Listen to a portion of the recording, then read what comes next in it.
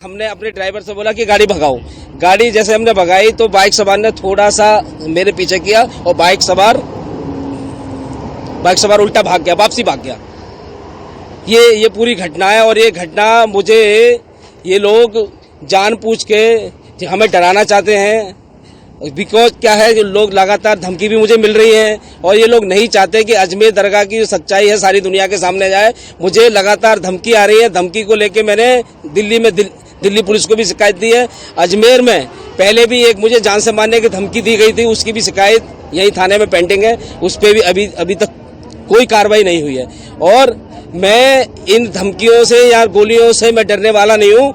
हमें महादेव ने भेजा है और मैं मंदिर को इसकी सच्चाई दरगाह की बाहर लाके ही छोड़ेंगे। हम बिल्कुल नहीं डरेंगे। ये लोग सोच रहे हैं कि ये गोली चला के कि हमें अजमेर में आना मेरा बंद हो जाएगा, मैं दिल्ली से अजमेर नहीं आऊंगा। ये इन लोगों की गलत फहमी है।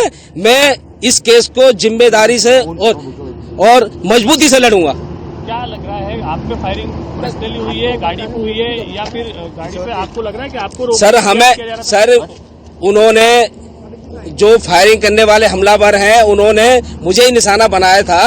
अब कैसे फायरिंग किया, पर वो गोली नीचे लगी है, ऊपर नहीं लगी। उन्होंने जानलेवा हमला किया है और जानलेवा हमला करके गोली नहीं गाड़ी में लगी है तो हमला मेरे ऊपर ही किया है, जानबूझ के किया है। और ये कुछ लोग वही लोग हैं जो नहीं चाहते अजमेर दरगाह का केस आगे बढ़े और अजमेर दरगाह की सच्चाई सारी दुनिया के सामने आए कि वो संकट मोचन महादेव मंदिर है, अजमेर दरगाह नहीं। पीएसओ होटल में थे और होटल के बाद जब मैं दिल्ली गया तो मेरे पास दिल्ली में आते जाते वक्त बीच में कोई पीएसओ नहीं होता है। अब पीएसओ में सुबह 5:30 पौने 6 बजे हमने छोड़ा, हम साथ में आगे। उस समय कोई पीएसओ मेरे साथ नहीं था। ठीक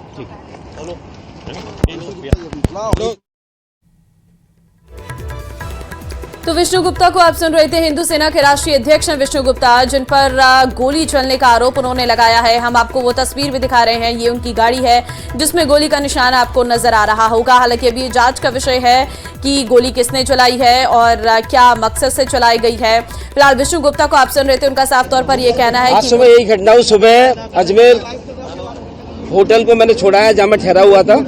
वहाँ जब होटल को छोड़ा तो छोड़ने के बाद मैं जब जैसे हाईवे पे आगे चढ़ रहा था तो पीछे गाड़ी में कुछ लगने की आवाज और फायर की आवाज सुनी।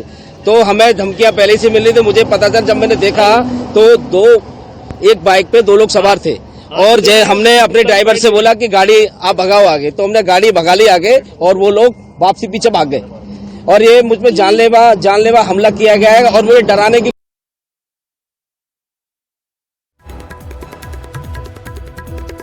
जानलेवा हमला किया गया है, मुझे डराने की कोशिश की जा रही है, लेकिन मैं सच्चाई सामने लाकर रहूंगा। यही बयान जो है वो साफ तौर पर विष्णु गुप्ता की तरफ से दिया गया है।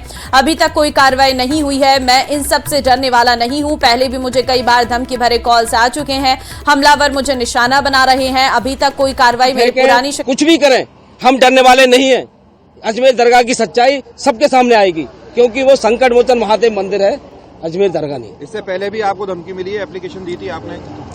इससे पहले भी अजमेर आने पर एक व्यक्ति ने मुझे फोन करके कहा था कि आप अजमेर आ तो गए हो लेकिन जिंदा वापस नहीं जाओगे। उस समय भी मैंने थाने में शिकायत दी है और शिकायत पे क्या कार्रवाई।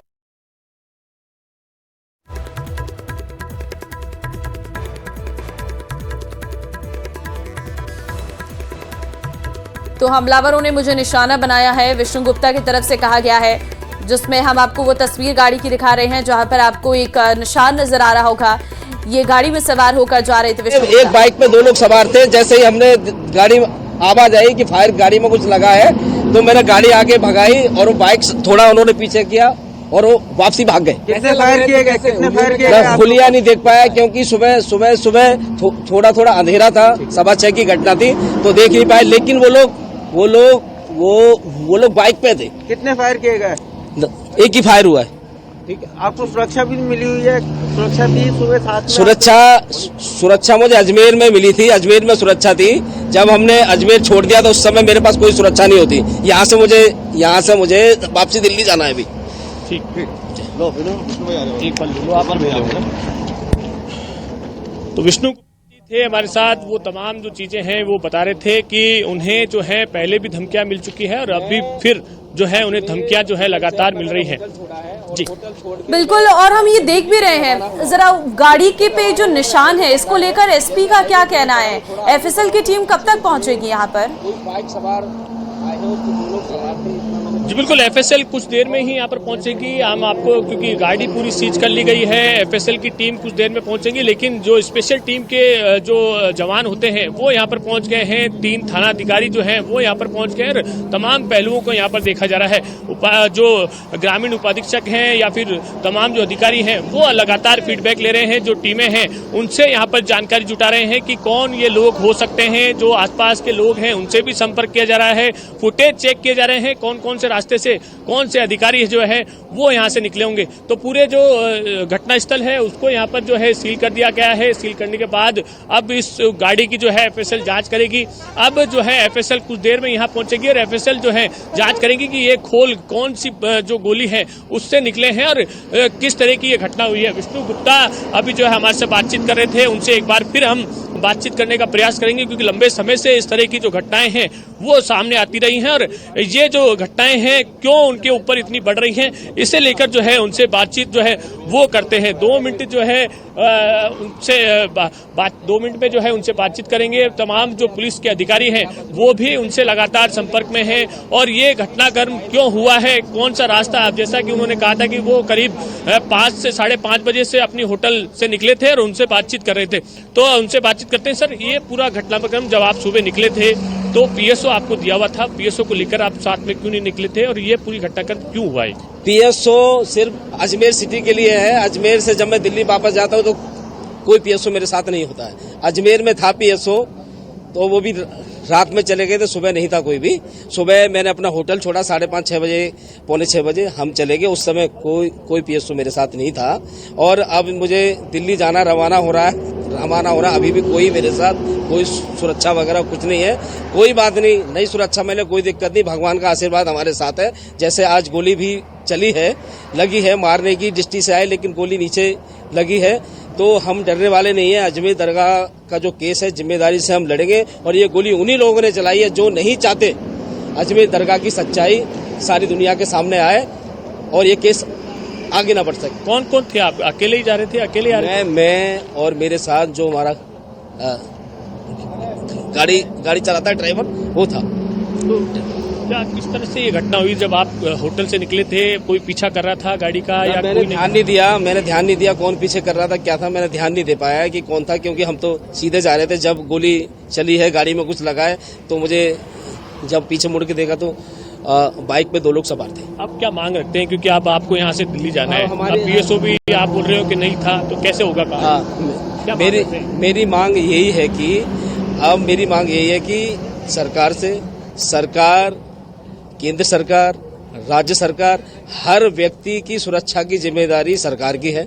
सरकार सुरक्षा को सुनिश्चित करे, ये उनकी जिम्मेदारी बनती है। यदि वो नहीं भी सुनिश्चित करेंगे तो भगवान का आशीर्वाद हमारे साथ है। जैसे आज उन्होंने गोली चलाई, हम सुरक्षित हैं, आगे भी कुछ ऐसा होगा भगवान हमें बचाएगा।